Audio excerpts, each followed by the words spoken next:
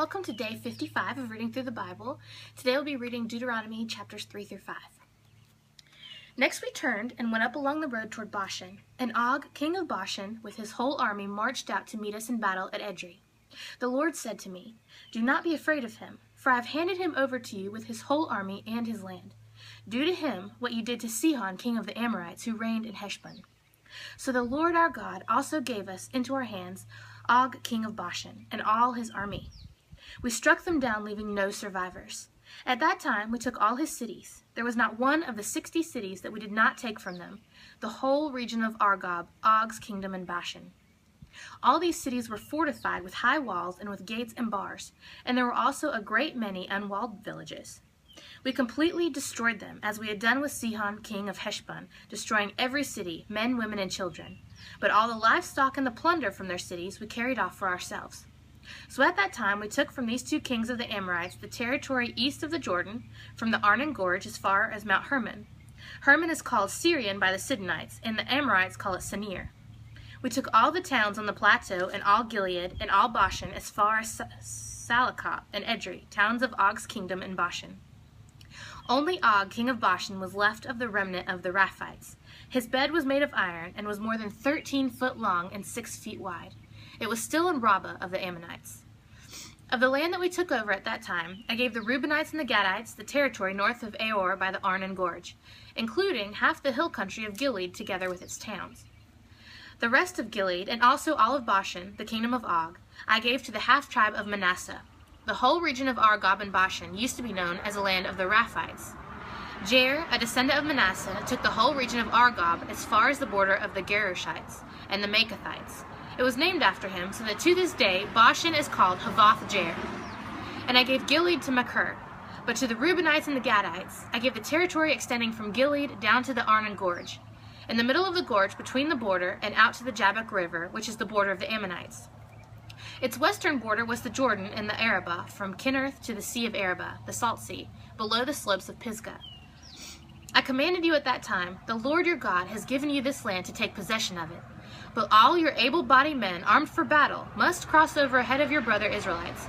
However, your wives and your children and your livestock, I know you have much livestock, may stay in the towns I have given you, until the Lord gives rest to your brothers as he has to you. And they too have taken over the land that the Lord your God has given them across the Jordan. After that, each of you may go back to the possession I have given you." At that time I commanded Joshua, "You have seen with your own eyes all that the Lord your God has done. To these two kings, the Lord will do the same to all the kingdoms over there where you are going. Do not be afraid of them. The Lord your God himself will fight for you." At that time I pleaded with the Lord, "O sovereign Lord, you have begun to show your servant your greatness and your strong hand. For what God is there in heaven or on earth who can do the deeds and mighty works you do? Let me go over and see the good land beyond the Jordan, that fine hill country and Lebanon." But because of you, the Lord was angry with me and would not listen to me. "That is enough," the Lord said. "Do not speak to me any more about this matter. Go up to the top of Pisgah and look west and north and south and east. Look at the land with your own eyes, since you are not going to cross the Jordan. But commission Joshua and encourage and strengthen him, for he will lead this people across and will cause them to inherit the land they will see." So he stayed in the valley near Beth Peor. "Hear now, O Israel, the decrees and laws I am about to teach you. Follow them so that you may live and may go and take possession of the land that the Lord your God, the God of your fathers, is giving you. Do not add to what I command you, and do not subtract from it, but keep the commands of the Lord your God that I give you. You saw with your own eyes what the Lord did at Baal Peor. The Lord your God destroyed from among you everyone who followed the Baal of Peor. But all of you who held fast to the Lord your God are still alive today. See, I have taught you decrees and laws as the Lord my God commanded me, so that you may follow them in the land you are entering to take possession of it.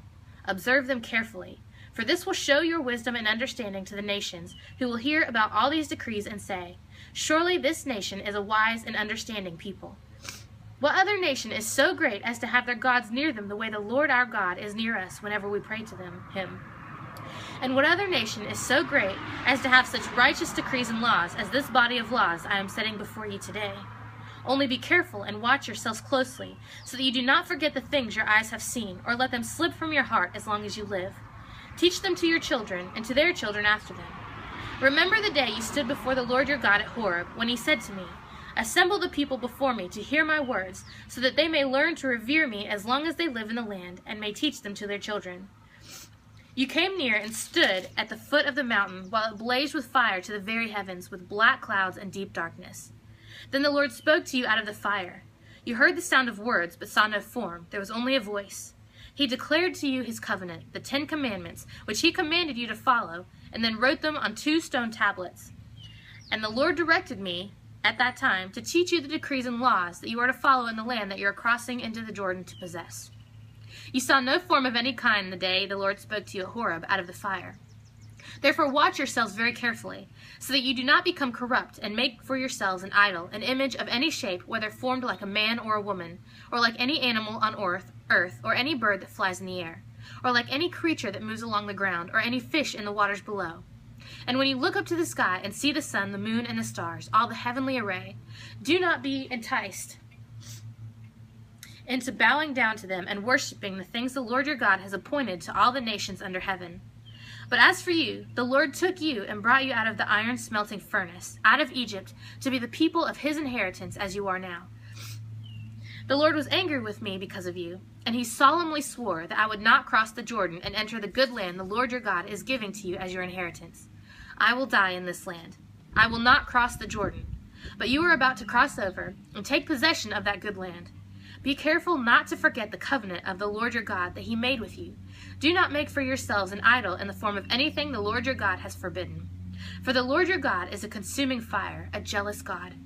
After you have had children and grandchildren, and have lived in the land a long time, if you then become corrupt and make any kind of idol, doing evil in the eyes of the Lord your God, and provoking him to anger, I call heaven and earth as witnesses against you this day, that you will quickly perish from the land that you are crossing the Jordan to possess.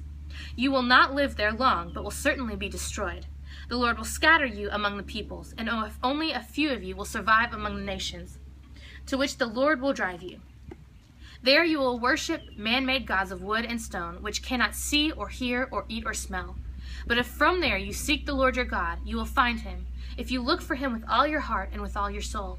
When you are in distress and all these things have happened to you, then in later days you will return to the Lord your God and obey him. For the Lord your God is a merciful God. He will not abandon or destroy you, or forget the covenant with your forefathers, which he confirmed to them by oath.